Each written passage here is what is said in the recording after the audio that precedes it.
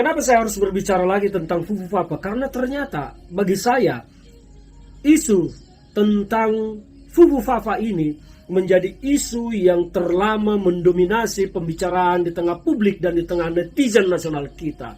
Tidak main-main, isu tentang Fufufafa ini telah muncul sebulan lebih dan terus bergulir, bahkan semakin membesar bagai bola salju. Biasanya di negeri kita ada isu muncul hangat-hangat seminggu, selesai dan beralih ke isu yang lain. Tetapi isu tentang Fufufafa tidak kunjung mereda dan tidak kunjung tertutup. Meskipun banyak isu-isu baru bermunculan, tetapi faktanya isu Fufufafa terus menjadi peringkat nomor 1 yang mendominasi perbincangan tentang publik, ya, perbincangan publik di tengah masyarakat kita. Ini adalah sebuah rekor isu yang mendominasi perguncingan di tengah publik. Luar biasa. Kenapa sampai ini menjadi terus perbincangan publik? Artinya ada sesuatu memang yang aneh, yang janggal, dan yang perlu diungkap, perlu dibuka tentang Fufufafa ini.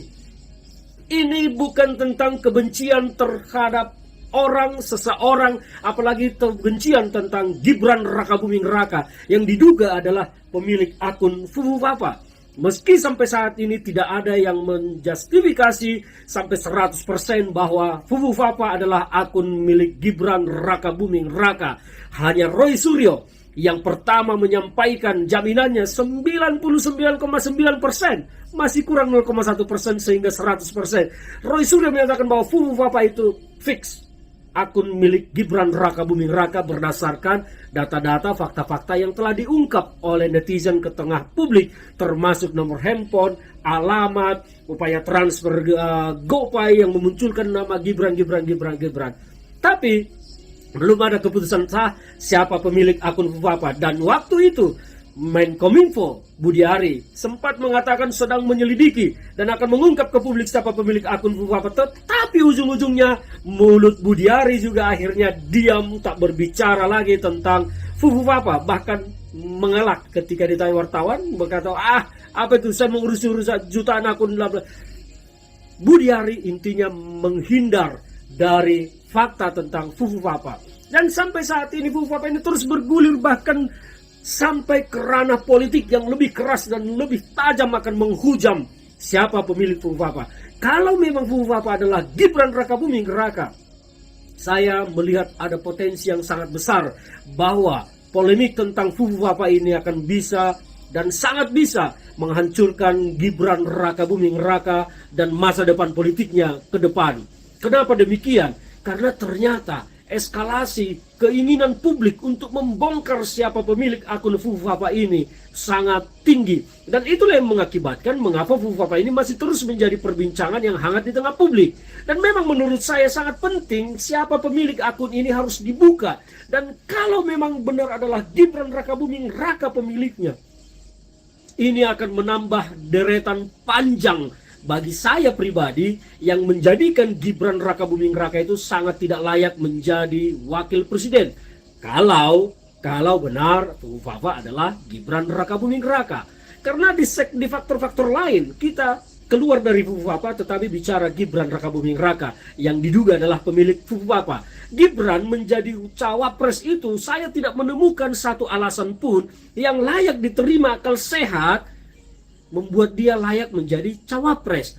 Dari prestasi, kemampuan intelektualisme, kebiasaan, attitude, moral, dan lain-lainnya, kecerdasan, saya tidak menemukan satupun alasan positif yang bisa menjadikan Gibran Rakabuming Raka itu layak sebagai calon wakil presiden. Entah apa yang menjadikan dia menjadi cawapres. Bagi publik selama ini dan termasuk bagi saya, ini adalah cawe-cawe bapaknya yang masih presiden, sehingga aturan pun bisa dimanipulasi, bisa diobrak-abrik, bisa diubah seenak kekuasaan, sehingga Gibran menjadi cawapres demi kekuasaan, bukan demi Indonesia. Kalau demi Indonesia tentu kita akan memilih pemimpin yang kita nilai mampu dan memiliki kualitas untuk membawa bangsa semakin maju, bukan memilih pemimpin yang tidak memiliki kapasitas apapun untuk membawa bangsa maju. Itu tentang Gibran. Oke, sekarang kembali lagi ke Fufufafa. Jadi kalau memang Gibran adalah Fufufafa dan Fufufafa adalah Gibran, tambah lagi deretan satu yang membuat saya dan mungkin banyak orang semakin muak melihat Fufapa atau melihat Gibran bahwa dia harus dilengserkan dari kursi cawapres dengan tuduhan bahwa telah melakukan perbuatan tercela dan etika, moralnya terlalu barbar untuk menjadi wakil presiden di negara ini. Ini akan menjadi pembelajaran yang sangat buruk bagi bangsa kita. Ini akan menjadi contoh yang sangat buruk bagi generasi masa depan, masa muda kita.